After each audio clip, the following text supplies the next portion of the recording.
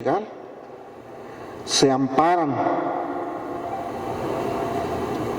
Y un hecho que a mí me parece pero muy trascendental es que la gente de Oquila se amparó y le ganó el amparo a uno de los abogados de la familia López Negrete, el más prestigiado de aquí de Durango. Les ganó el amparo. La Corte emite la sentencia a favor de los indígenas. Todo el mundo se quedó sorprendido. ¿Cómo es posible que un grupo de indígenas le vayan a ganar un amparo a los hacendados que estaban protegidos por la ley de terrenos baldíos? Pues se lo ganaron. Se lo ganaron por dos cosas que yo analizo. Primero, porque ya tenían de asesor a una persona autodidacta que trabajó mucho tiempo en el juzgado de letras de Cuencamé y conocía el manejo de las leyes, a don Severino Ceniceros. Aún sin ser abogado, pero conocía las leyes. Él fue el que se encargó de hacer el amparo y ganarlo. Pero también se debe a que ya desde entonces, desde 1900, los indígenas de Oquila fueron de los primeros, junto con los de Lerdo, de formar el primer club liberal, antirreeleccionista y anticlerical. Es decir, tenían ya la influencia ideológica de los Flores Magón. Y acuérdense que los Flores Magón, no sé si han leído el libro Los Ilegales, lo primero que les decía a los revolucionarios, bueno, a los antirreeleccionistas, que había que ser precisamente ilegales, así se llama el libro. Decía, porque un buen revolucionario no puede ajustar sus actos a la ley, que la ley conserva, es conservadora, y la revolución renueva. Entonces ya con esas ideas magonistas, con esas ideas antirreeleccionistas, había un sustento ideológico en toda esta gente. Los dos únicos clubes liberales que después fueron a conformar el partido antirreeleccionista liberal en el Congreso, de los dos únicos clubes que hubo en todo el estado de Durango, uno en Lerdo y otro en Cuencamé. El de Cuencamé lo encabezaba don Severino Ceniceros, precisamente. Y son de los únicos delegados que asisten al Congreso Constituyente del Partido Liberal Mexicano en San Luis Potosí. Es decir, con esto les quiero decir que esta región siempre fue una región insurgente, rebelde. Bueno, pues en esa serie de conflictos que tuvieron con la hacienda, los de la hacienda de Sobretillo nos iban a dejar y recurren, debido a la influencia política que tenían con el gobernador de Durango, recurren al gobernador y el gobernador emite un laudo en donde ordena al juez de letras de Cuencamé que trace una línea divisoria entre los terrenos de la hacienda de Sobretillo y los terrenos de los pueblos indígenas. Obviamente esa línea divisoria pues abarcaba Oquila. Y así, mediante esa ley que emitió el gobernador, los tratan de despojar otra vez. Los indígenas no se dejan. Y nos vamos hasta 1905, cuando estaba el gobernador Esteban Fernández. Crece más la influencia política de los López Negrete, porque Esteban Fernández era compadre de ellos. Y crece más su poder político porque una prima, que así se estilaba en aquel entonces, de los López Negrete, era la esposa del vicepresidente de la República. Entonces tenían todo el poder político y económico como para aplastar a estos pueblos rebeldes, indígenas, osados, que se atrevieron a estar en contra de las leyes sacrosantas del porfirismo y de los señores hacendados. Pues aún así no se dejaron. Entonces don Severino les aconseja que ya en el terreno legal, dice, bueno, pues vamos a organizarnos y vamos a darle la lucha legal. Forman un comité que le llaman Comité de Defensa de los Pueblos Indígenas Unidos de Santiago y San Pedro de Oquila, que encabeza entre otros, don Calixto Contreras. Es decir, ya se sentía el liderazgo de don Calixto en toda la región, al igual que Zapata ahí en Morelos. Entonces los pueblos indígenas le dan toda la confianza a don Calixto para que lo represente, asesorados por don Severino Ceniceros. Y resulta que en esa región, que aparentemente no tenían valor esas tierras, porque son tierras semidesérticas, donde crecen puras plantas xerófilas, etcétera, ¿no? Pero ¿dónde descubren una planta que en ese tiempo adquirió un valor enorme, que era el guayule? Y se crea una compañía en Torreón para explotar el guayule. Del guayule sacan un caucho, que en ese tiempo era para fabricar el hule, que era más fuerte incluso que el hule sintético que hoy producen. Entonces, ahora sí, estas tierras que aparentemente no tenían ningún valor, tuvieron un valor enorme. Y con eso, pues se acrecentó más la disputa por estas tierras. Los hacendados ahora sí recurrieron a la fuerza pública, al ejército, a la cordada, para despojar a los indígenas.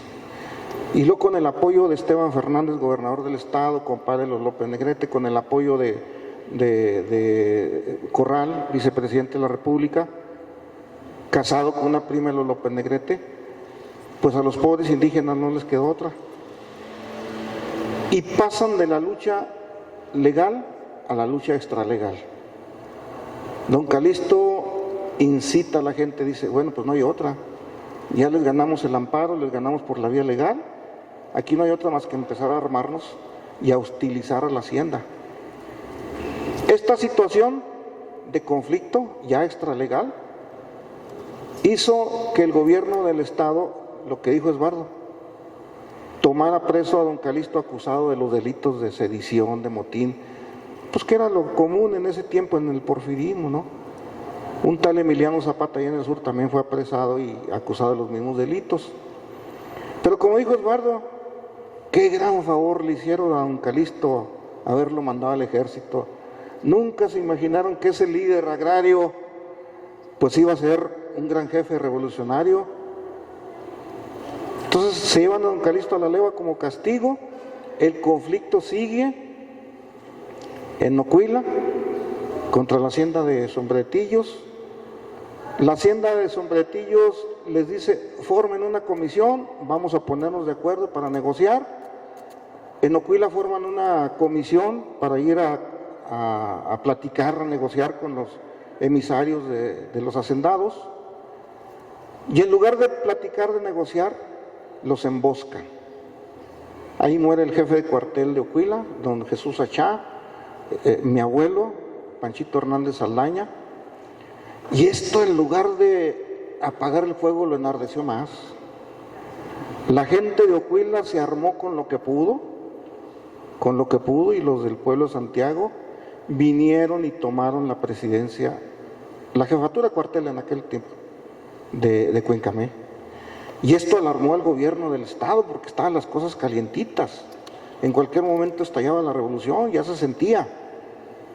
Esta revuelta de los campesinos de Ocuila fue en 1909, antes de que estallara la revolución. Ellos ya andaban armados.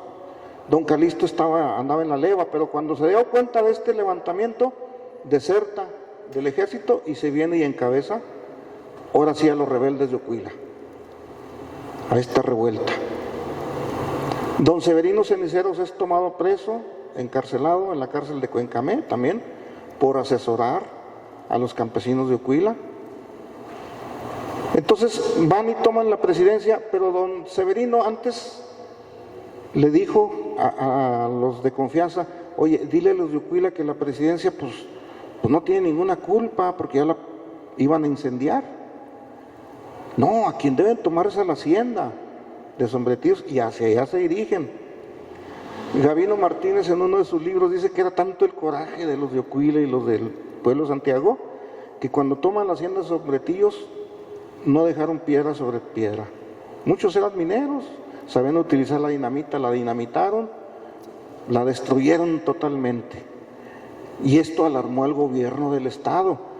Y los López Negrete, aprovechando esa influencia política que tenían, inmediatamente le dicen al gobierno del estado, manda una partida numerosa de rurales, que era la policía del estado, lo que es la judicial.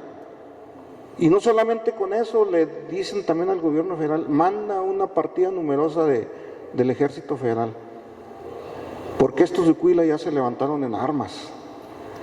Ya estalló aquí lo que ya se venía a venir. Y Cuencamé es tomado por el Cuerpo de Rurales Estatal. Se establece allí de forma permanente el segundo regimiento de caballería al mando de los militares más reacios, más agresivos, porque pensaban que en Cuencamé iba a estallar la revolución. Y nada, yo creo que estuvo bien esa táctica de decir que en Cuencamé iba a estallar la revolución, porque mientras estaban cuidando Cuencamé, el ejército federal y los rurales, la revolución estalla en Gómez Palacio y los toman por sorpresa. Entonces a lo mejor fue hasta un movimiento distractor.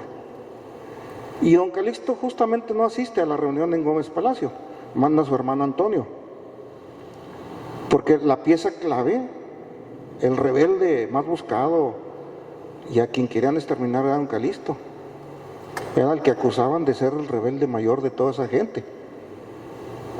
Bueno, pues entonces ya se viene la revolución, estalla.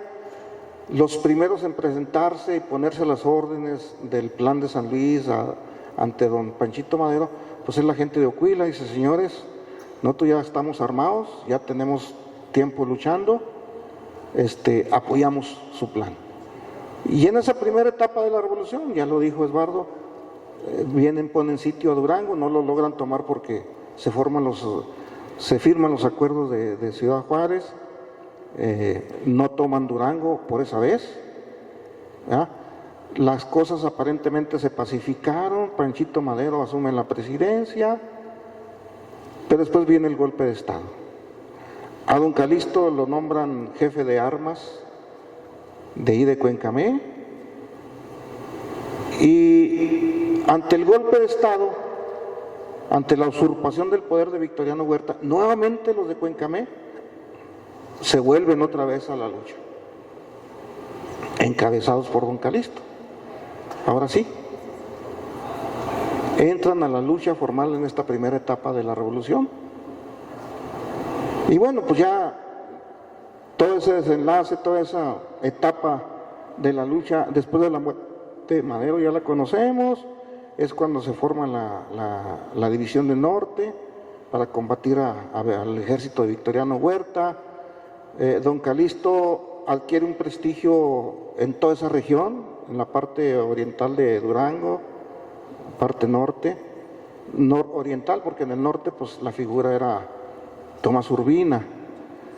Pero bueno, don Calixto adquiere un prestigio enorme como jefe revolucionario, de tal manera que cuando los convoca mi general Villa en la Loma para unificar todos esos grupos rebeldes que estaban dispersos y formar un solo mando, creo que el indicado, por mayor prestigio, por mayor conocimiento, que toda la gente lo apreciaba, para asumir la jefatura de la División del Norte era don Calixto. Y yo creo que si lo someten a votación, pues ya don Calixto llevaba varios generales a la Junta de la Loma. Los generales de la región lagunera, pues si lo someten a votación iban a votar por don Calixto. Pero se dividen las fuerzas de la laguna cuando proponen a este señor García. Aún así, don Calixto, cuando ve esa indecisión, que no se ponían de acuerdo en nombrar el jefe, ya habían estado de acuerdo que había que formar una división, que había que unificarse, pero solamente faltaba nombrar el jefe. Y don Calixto, en ese momento de indecisión, que no se ponían de acuerdo y que el ejército en Torreón ya los estaba chicoteando, como dijo mi general Villa, órale, pues vamos a poner de acuerdo, ya el ejército ya no está chicoteando, ya cayó una granada, una bala de cañón aquí en el patio de la hacienda. Y es cuando don Calixto toma la palabra y dice, señores, yo no me siento capaz para ser el jefe de esta división que hoy nace. Yo creo que el más indicado, porque tiene más batallas ganadas, tiene don de mando, tiene personalidad. Él reconoció, humildemente reconoció, dijo, yo creo que el más indicado, yo declino a la propuesta, gracias Pancho por haberme propuesto, pero yo declino a favor tuyo.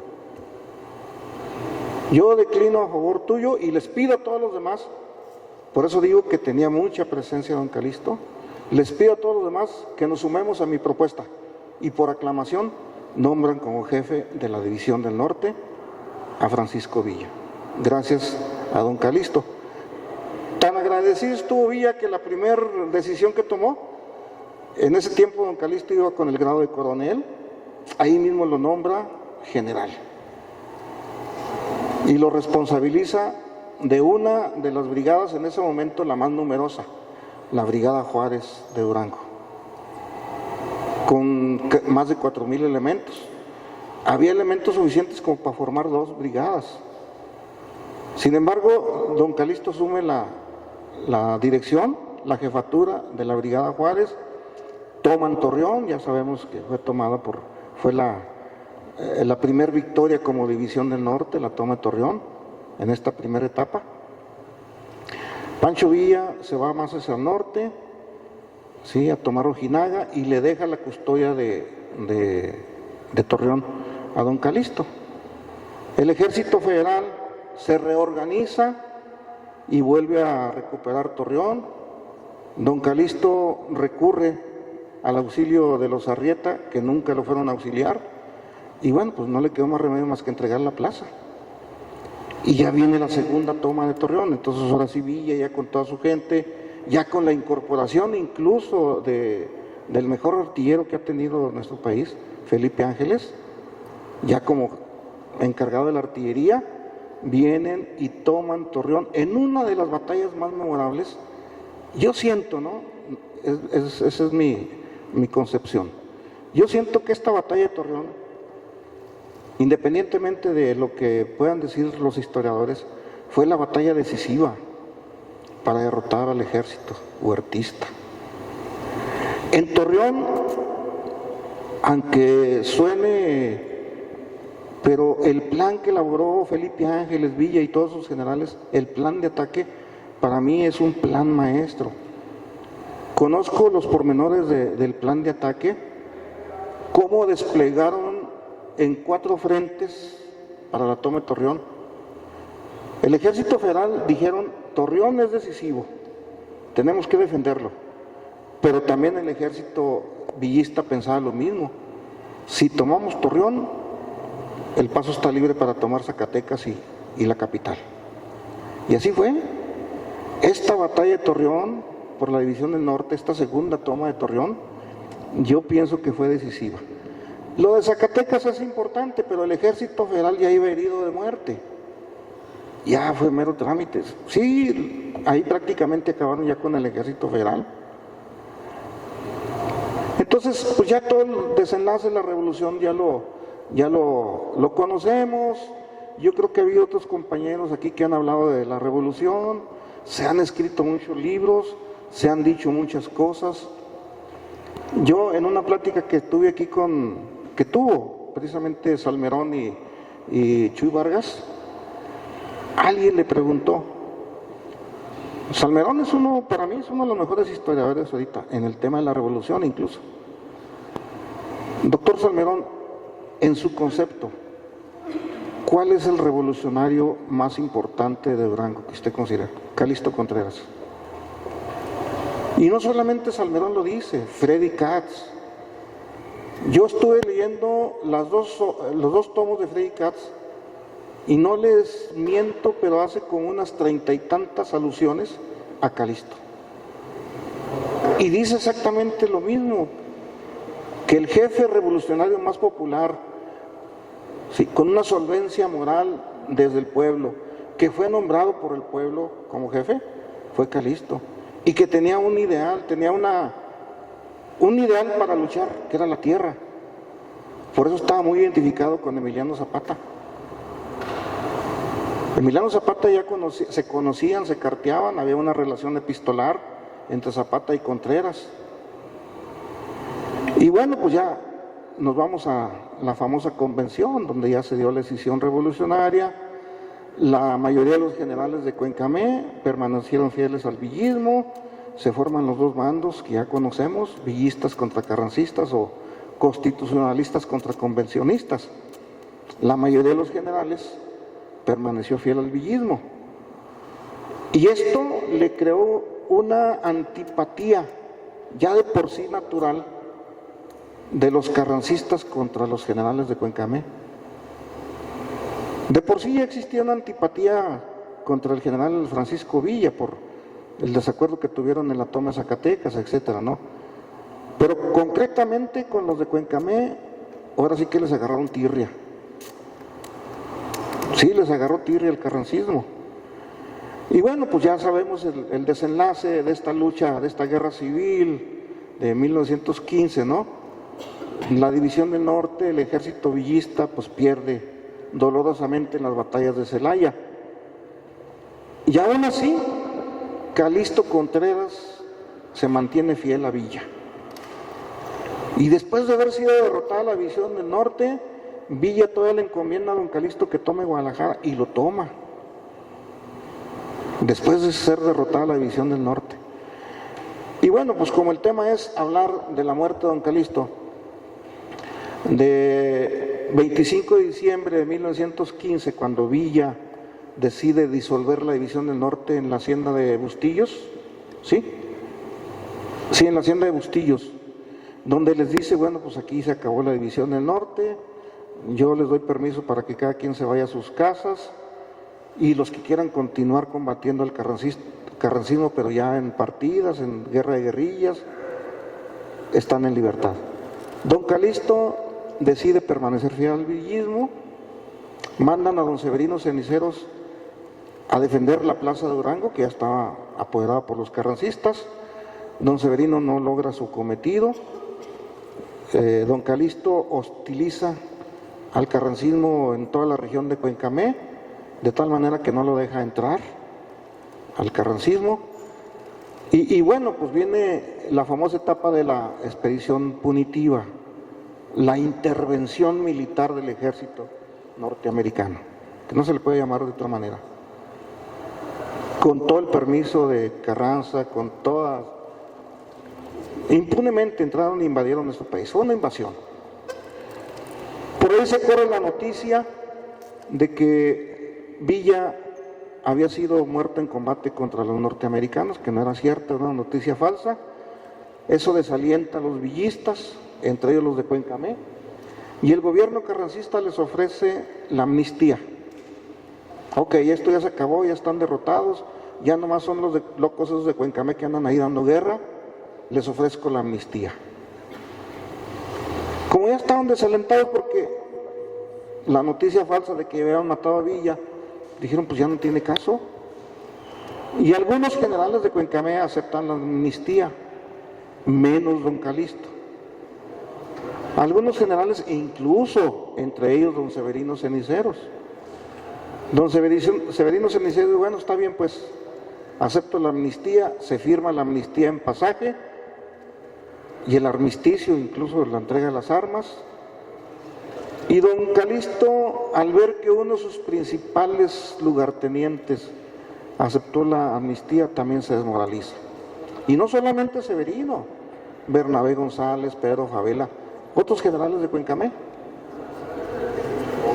Entonces prácticamente don Calixto ya se sentía solo, acosado, perseguido, su ejército mermado, de tal manera que en esas condiciones adversas mantiene el anticarrancismo en toda esta región. Durango mandan como jefe político y militar al general Fortunato Maicot. Calixto Contreras en un combate en Tepehuanes, en ese combate murió uno de los hermanos de Fortunato Maicot, le agarra un odio terrible a Calixto Contreras. Entonces, don Calixto Contreras sigue luchando por medio de la guerra de guerrillas en esta región, con pocos generales. El gobierno de Durango aprovecha la situación de la invasión, de la expedición punitiva, y les ofrece otra vez la amnistía a don Calixto, con el cuento de que vamos a unirnos para desalojar al ejército invasor estadounidense. Y como si había un odio de don Calixto y toda la gente de Cuencamé hacia los gringos, pues dice don Calixto, pues órale pues, ¿ya qué puedo hacer? Ya ha muerto mucha gente, sigue muriendo, yo me siento moralmente mal, voy a firmar la amnistía, pero voy a poner mis condiciones. Una de las condiciones se lo deja entrever a los emisarios que mandó Fortunato Maicot, gobernador de Durango y jefe militar. Don Calixto dice, voy a poner como condición que me sigan sosteniendo mi cuerpo de ejército, que me sigan reconociendo mi grado de general, los saberes de mis soldados que sean cubiertos por el gobierno.